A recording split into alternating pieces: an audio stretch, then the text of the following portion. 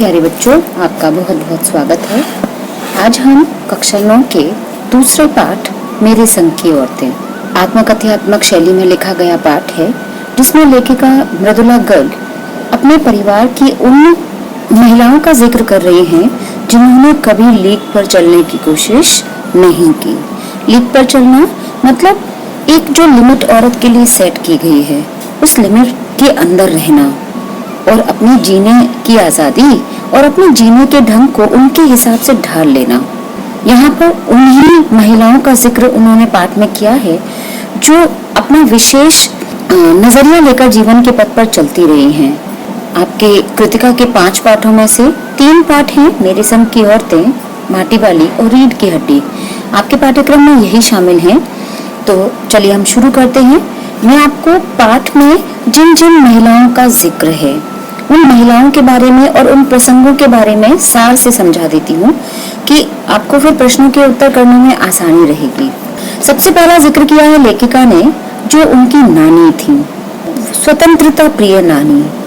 लेखिका की नानी लेखिका के जन्म से पहले ही मर गई थी, इसलिए लेखिका उनसे कहानियां तो नहीं सुन पाई, लेकिन उनके बारे में लोगों से उन्होंने बहुत कहानियां सुनी और उनकी नानी की कहानी भी बड़ी ही रहस्यमयी है।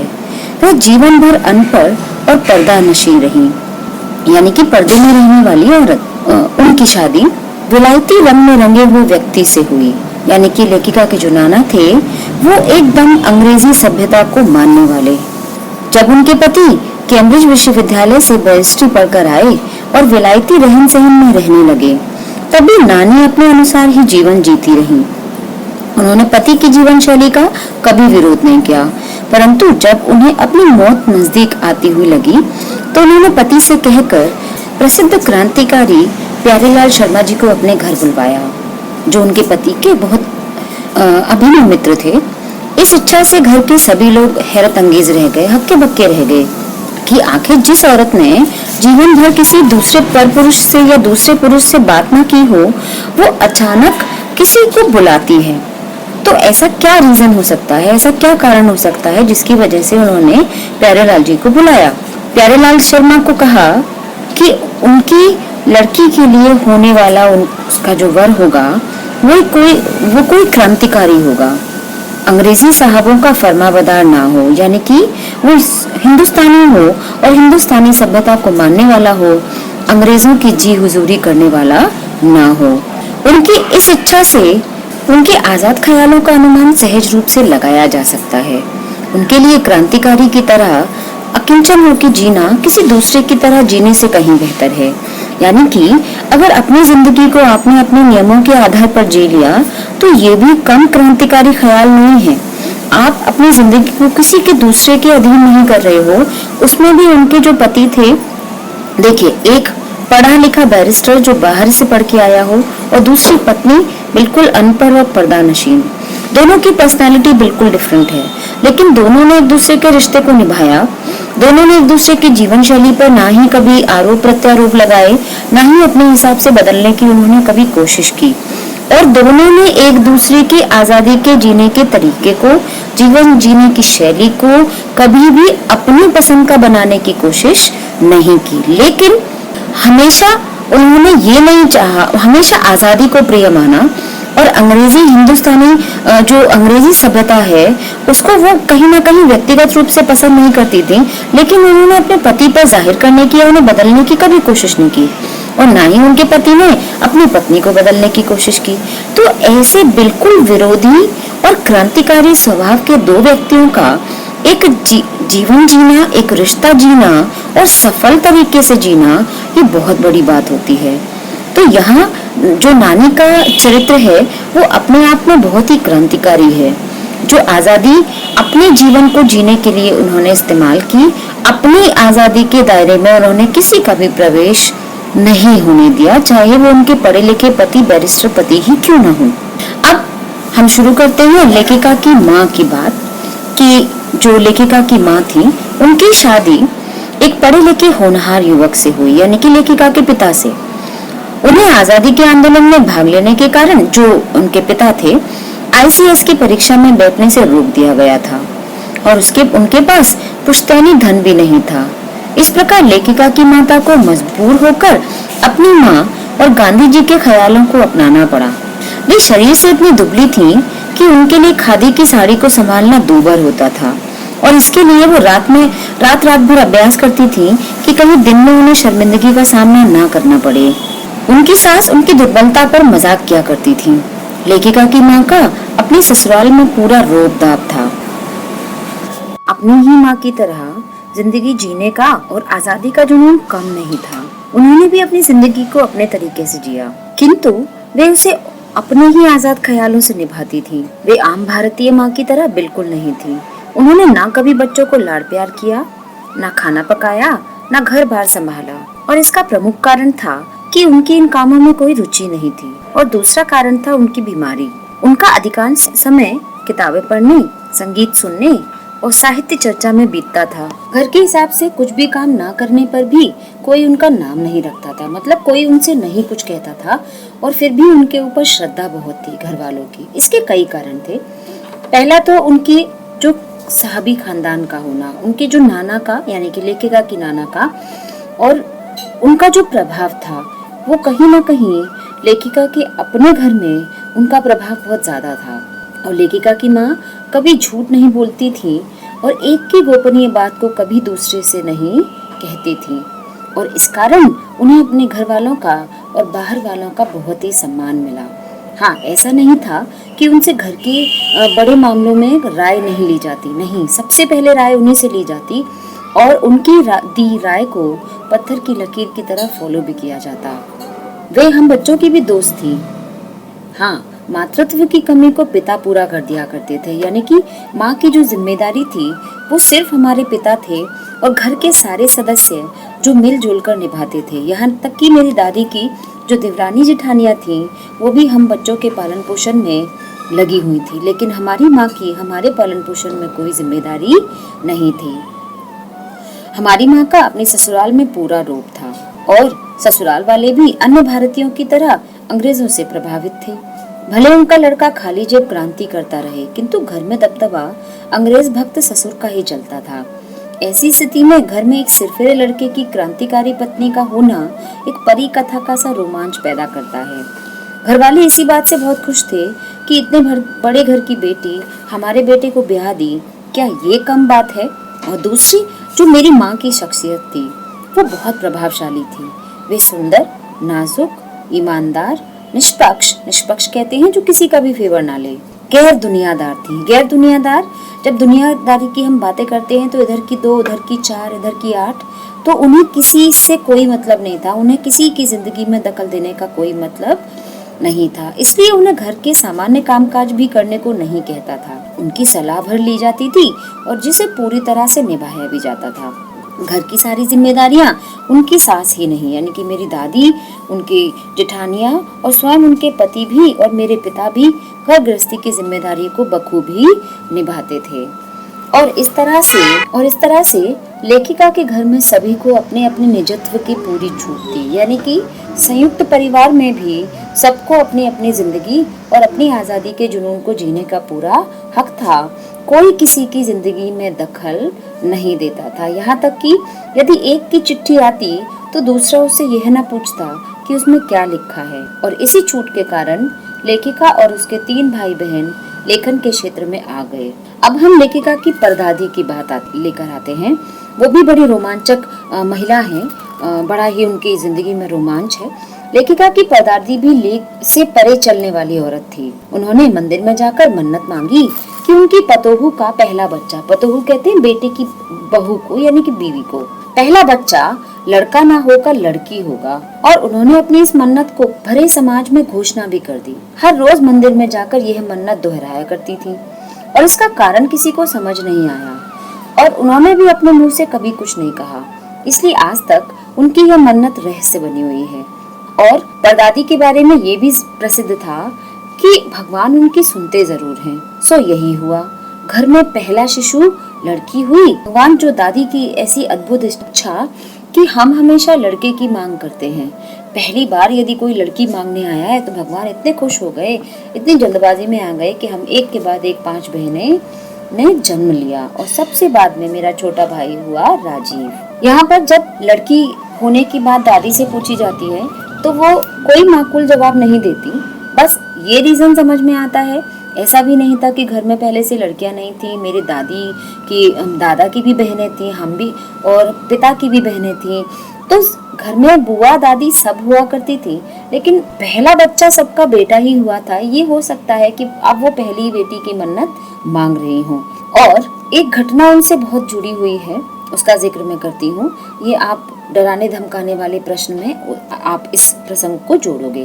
परदादी के बारे में प्रसिद्ध था कि भगवान उनकी सुनते जरूर हैं। सो यही हुआ, घर में पहला शिशु लड़की हुई और इस अद्भुत इच्छा से शायद भगवान इतने घबरा गए कि एक ही नहीं, एक के बाद 5 कन्याएं, यानी कि हम 5 बहनें इस धरती पर पैदा हो गयी। एक चोर का किस्सा है। लेखिका की जो परदादी जो थी, उनका प्रभाव इतना ज्यादा था और सबको ये पता थी कि इनका चोर वाले प्रसंग में कि इनका भगवान से बड़ा सीधा कनेक्शन है, कि इधर ये मांगती हैं और भगवान तथास्तु कहकर इनकी मनोकामना पूरी कर देता है। एक चोर भी उनके सामने पड़कर भला इंसान बन गया। हुआ ये कि एक रात घर के सारे जो मर्द थे वो बारात में चले गए। सारी औरतें सज धज कर रत जगह मनाने इकट्ठा हो गईं। नाच गाने और ढोलक के शोर में एक चोर घर में घुस आया और संयोग से वह उस कमरे में जा घुसा जहाँ शोर से बचने के लिए लेखिका की दादी सोई हुई थी। और चोर के पाँव की आहट से, यानी कि जो परदादी थी, उनकी नींद खुल गई। पूछा, कौन? चोर बोला, मैं। दादी माँ ने कहा, पानी पिला। यह कहकर उसने अपना खाली लोटा उसे पकड़ा दिया और कुएं से पानी भरने को कहा। बोली, देख, कपड़ा कसकर बांधे रखियो और तरीके से छानियो। यह सुनकर चोर घबरा गया। उसने सोचा, दादी माँ ने उसके मुंह पर कपड़ा बंधा है और कमर में भांग बंधी है, ये भी देख ली। दादी माँ बोली कि जल्दी पानी ला। चोर बोल पड़ा, मैं तो चोर हूँ, क्या आप चोर के हाथ का पानी पी लेंगी? दादी ने कहा, तेरे और भगवान के सिवा कौन धरा है जो पिलाएगा? चोर ऐसा अकबकाया, उसे लगा कि भगवान यहीं कहीं बैठे हैं। वो भूल गया कि वो चोरी करने आया था और पानी भरने चल दिया। पानी भरते लाते वक्त चोर पकड़ा गया। चौकीदार ने उसे देख लिया और तब उसे चोरी छोड़कर खेती का धंधा अपनाने के लिए दादी ने विवश कर दिया। हुआ क्या, पानी लेकर चोर आया, लोटे से पानी दादी ने पिया और आधा लोटा पानी उसको पीने के दिया और क्या कहा कि हम एक ही लोटे से पानी पीकर माँ बेटे हुए, अब तू चाहे चोरी कर या खेती। अब बेचारा किस हाल में रह गया, उसने चोरी का धंधा छोड़ दिया। अब लेखिका पर जो अपने पूर्वजों का प्रभाव है, यानी कि परदादी हुई, नानी हुई, माँ हुई, उन सब ने अपनी आजादी के जुनून को कभी कम नहीं होने दिया और अपनी लड़की होने के लिए कभी हीन भावना किसी के मन में पैदा नहीं होने दी। और इसी कारण लेखिका माँ के संस्कारों के कारण लड़की होने पर कभी हीन भावना से ग्रस्त नहीं हुई। वह नानी के कारण देश की आजादी के मामले में रूमानी बनी रही। जब देश की आजादी का जश्न मनाया गया तो दुर्योग से लेखिका को टाइफाइड हो गया था। डॉक्टर ने जश्न में जाने से मना कर दिया। डॉक्टर उनके नाना के मित्र थे और नाना से भी बढ़कर थे। लेखिका जश्न में जाने के लिए खूब रोई तड़पी। तब 9 वर्ष की लेखिका को उनके पिता ने ब्रदर्स कारामजोव नामक उपन्यास पकड़ा दिया। लेखिका को किताबें पढ़ने की सनक थी, अतः जब उनके पिता को छोड़कर सभी लोग समारोह में जा चुके थे तो लेखिका ने उपन्यास पढ़ना शुरू किया और उस उपन्यास में बच्चों पर होने वाले अत्याचारों की गाथाएं थी। एक प्रसंग ऐसा था उसमें कि उसमें बच्चों के ऊपर अत्याचार की बात थी जो लेखिका के मन पर बहुत गहरा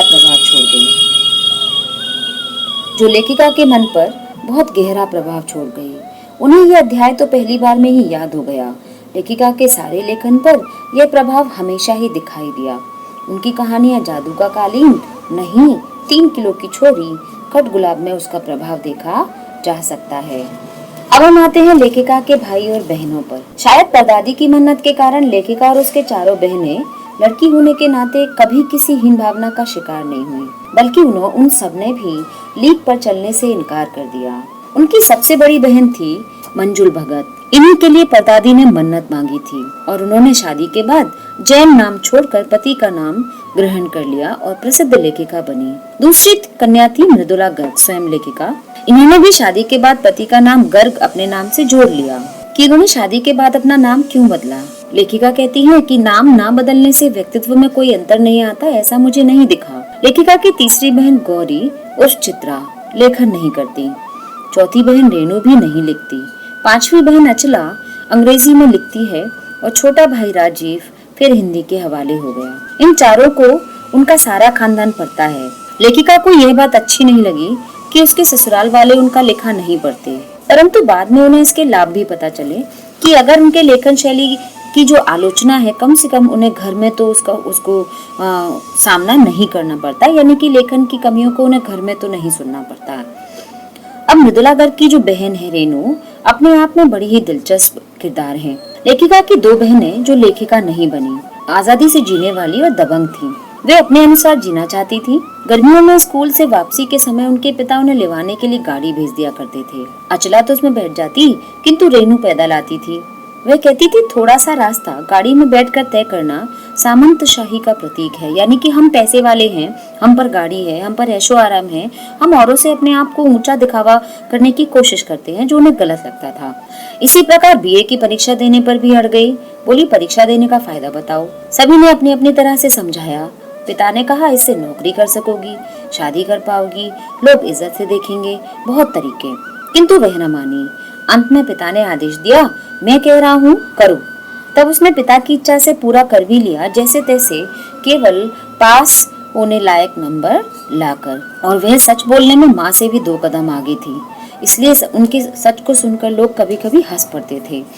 जब कोई उन्हें इत्र भेंट करता, परफ्यूम भेंट करता, तो वह कहती नहीं मुझे नहीं चाहिए, मैं तो नहाती हूँ। तो लोग उनकी सच्चाई को कभी कभी मजाक के रूप में खूब हंस लिया करते थे। जो एक और उनकी बहन थी चित्रा, लेखिका की तीसरे नंबर की बहन चित्रा भी बहुत दबंग थी। वह मन में आई बात करके ही मानती थी।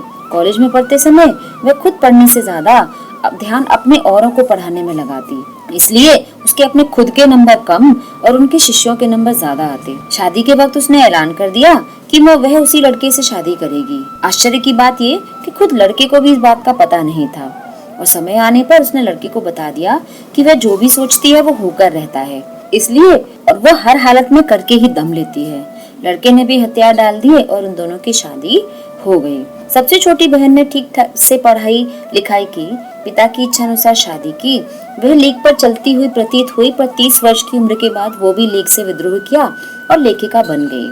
सभी बहनों में लीग से हटने का गुण रहा, परंतु घर गृहस्थी और विवाह के परंपरागत तरीकों को किसी ने नहीं छोड़ा। उनका विश्वास था कि मर्द बदलने से कोई प्रयोजन सिद्ध नहीं होता, घर के भीतर रहकर भी अपनी मर्जी से जी लेना काफी है। लेकिन शादी के बाद जब बिहार के एक छोटे से कस्बे डालमिया नगर में लेखिका पहुंची, वहाँ नर नारी की पृथकता यानी कि औरत आदमी में बड़ा भेद दिखाई देता था, और वो भी इतना कि पति पत्नी भी अगर पिक्चर देखने साथ जाते हैं तो वो भी अलग अलग बैठेंगे।